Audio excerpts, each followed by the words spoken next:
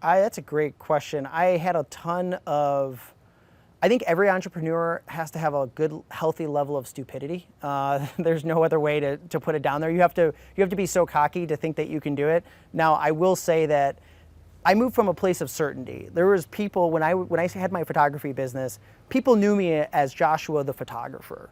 I was validated every day by my craft and what I did. I was the expert, one of the top in the entire country and arguably in the entire world. I loved what I did. People respected me for what I did. I worked for Fortune 500 companies. There was tons of validation and certainty in what I did. And I moved into a space of complete uncertainty. And it was like a wake-up call. Basically not being that photographer anymore, not photographing people. And I chose to like close that chapter and like not photograph anybody for 15 months. In fact, just last month I photographed somebody for the first time. It was just my choice because I needed to dive into this thing. And I will say that it's nerve-wracking because I kept on going down this rabbit hole and it just kept on getting bigger and more information and more ways to go about it. And I don't want to say more confusing but there's just more choice.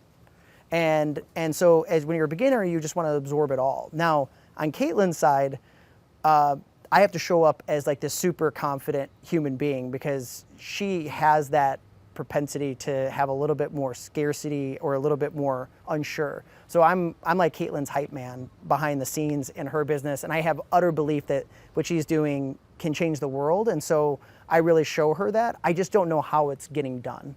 And that's the one thing that I haven't quite figured out. And but that's sort of the journey, right? That's sort of the experience. I realized that, yeah, it would be great to have this beautiful big company, but once you get there, then you're like, what's next? Like life isn't over. Life keeps on lifing. And so I realized that like, I'm just enjoying this journey and figuring it out, and there's no right or wrong way to go about it. It's just that I have to let go of the expectations. I always think that like, I'm gonna hit the home run, and we all want to hit a home run, but if you really look at like what wins a baseball game, it's all the base hits. It's getting on bases, and that's actually what scores it. And so I've really had to let go of like this big expectation, seeing these people I idolize, because that would drive me insane. It was driving me mad to see it because I wanted what they had, but I didn't account for all the mistakes and all the time that they spent learning on it. So once I let go of that, a lot of that uncertainty left me, and I just am enjoying like every day and knowing that full well that I can't force success.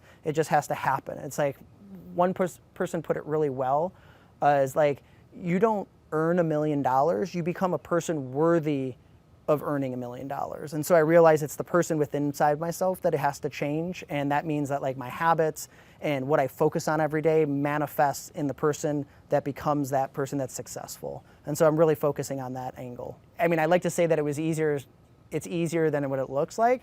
It's a ton of mind prep. I try to eat like really healthy foods every day. I work out every day. I just try to do the things that prime my body to be in the best state so that when I do work, I'm in a positive space. I will say that I have a ton of hope, and I allow that hope to happen, allow that hope to exist, but also balanced with healthy expectations that like, even if it doesn't, that's okay, because life is great, and life is always happening for me and not to me, as a phrase that I say.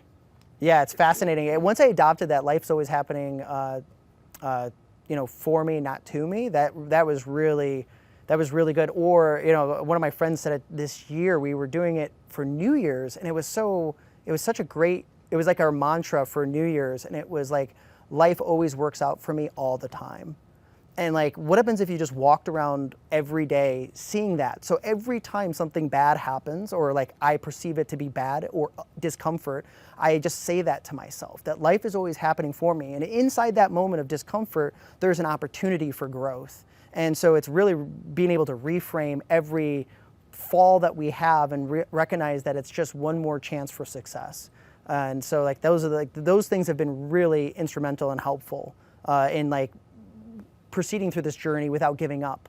Because I think that that's what happens. Most people, they give up because it gets too hard, or they're afraid of failure and they're afraid to look bad. And I definitely have all those things, and I have to squash all those feelings of like not being the person that I want to be right now, but accepting the person that I am, and knowing full well that like, as I keep on living my life and my truth, that I will become that person that I want to be.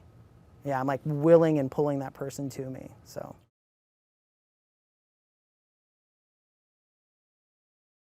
That's a great point, and then the answer is no. I had a huge scarcity mindset. This was coming back from, I wish I was that woke or smart in my photography days, but I recognized it. So I had kind of like a early midlife crisis in my 30s, early 30s. All of a sudden I was like, what am I doing with my life and what's the purpose? So I started really investing in like self-help and personal development, and understood that I had a ton of scarcity around money. And once you have scarcity around money, it's like, no wonder I wasn't seeing the bigger picture or making more. Like I was doing well by any other standard, but I wasn't hitting that next tier, and I couldn't understand, and it was like this scarcity. So I really worked on that scarcity, and that also coincided with once I got rid of the scarcity mindset, and money is abundant, and there's always more of it out there. And in fact, it's less about helping, less about getting money, and it's more about just helping people. Those two transitions, along with working with Caitlin's business and moving into Caitlin's business and us being a team, has like completely transformed. I mean, those like three things, those trifectas really, really coincided. And I don't want to say for anybody else, but for myself, like getting rid of the scarcity mindset around money, scarcity around a mindset around that there's like a finite number of customers out there, and then once somebody else is their customer, they'll never be my customer. But we're very damaging to a business, very damaging to a mindset, because everybody looks like my competition now. And I'm afraid to like give away anything because I'm afraid they're going to take it, versus now I give everything freely and without care, because I know that it's going to come back with abundance.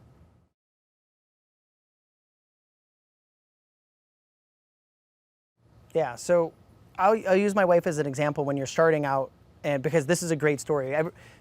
Caitlin is not, she's an expert because she's passionate about sex and relationships. She doesn't have a degree in sex and relationships. She's a public health degree, right? She has an interest in people's health, but there's no specific training. She actually says that she became a sex coach when she was 16 years old, and all of her friends were coming after her for sex advice. They're in school and they're like, I have this problem or this thing, how do I solve it? And then she'd go and search a book and find the answer, and then the next day provide the answer for them. Like that was her interest. She desperately just loved to help people in this thing. Now fast forward, she never considered that could be a career. She just literally was just sitting on this mountain of information that she was the expert. She was the sexpert for all of her friends. And so she had this natural skill and this confidence in this space, and all I had to do was like point to her that you can do this for a living.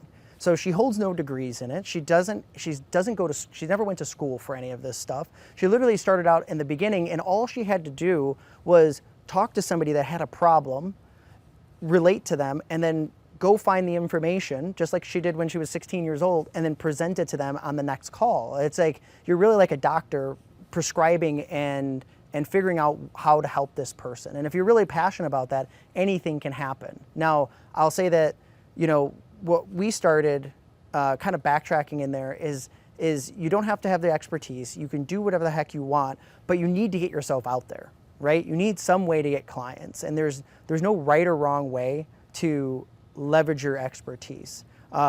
Though I will tell you that there's one caveat to all this that I think is really important, is you got to love the person that you're helping. It's the person that you want to hang around with and be around. And there's a really good example of somebody started a website company, and they were helping people that were really beginners at websites. And so they found themselves 2 years into a business, and they were answering emails every day about how to add an image to my website. Like, it's a very, very basic question. And so you have to understand is like, are you trying to help the novice? Are you trying to help the intermediate? Or are you trying to help the advanced? And that will enrich you, right? Because if you're around those people that inspire you every day, then you're more likely to serve and you're more likely to stay in that business. And that's something that's really important that a lot of people overlook, is they tend to just want to help anybody, which can be really valuable. If you don't have any concernment, that's great. Like, help everybody that you can. But like myself, I'm really particular, and we like to help one type of audience, because those are the people that enrich us. We get really fulfilled. And so that keeps us in the longevity. We could see ourselves 20 years from now helping those same men and women and never get bored at our jobs. It never gets old. We never get frustrated answering the same questions over and over because it's something that we're deeply passionate about. And so kind of getting on there, once you solve those two, you figure out who you want to help, and you really envision yourself helping them and not it becoming old and boring. And then you say, how do I want to get myself out there? And I think personally, from my experience, it's arguably like the best is YouTube. It's the reason why is it's low cost. We all have a cell phone. It is incredible. It is powerful. You don't need a really great mic. You just can talk to this thing, deliver your information, or deliver any information that you want, and go ahead and help people online. And what you're going to get is you're going to get a lot of feedback, instant feedback, near instant feedback, and you're going to learn what your audience wants to hear and see more of. And then you just keep on refining that process. Don't necessarily worry about making money in the beginning. It's generally that's a problem.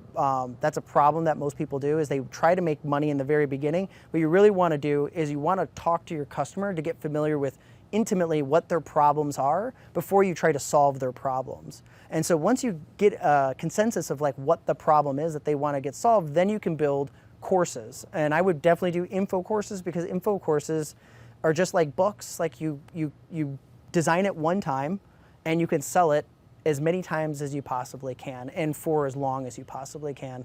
So for me, I think that's the best. That's one of the best mechanisms to do it. And then the second best is, depending upon what niche and what your audience is in, is the one-on-one help. I mean, one-on-one is hands down, it's probably the fastest growing industry. It's the thing that people are most likely to exchange money for, because it's more of a done for you service.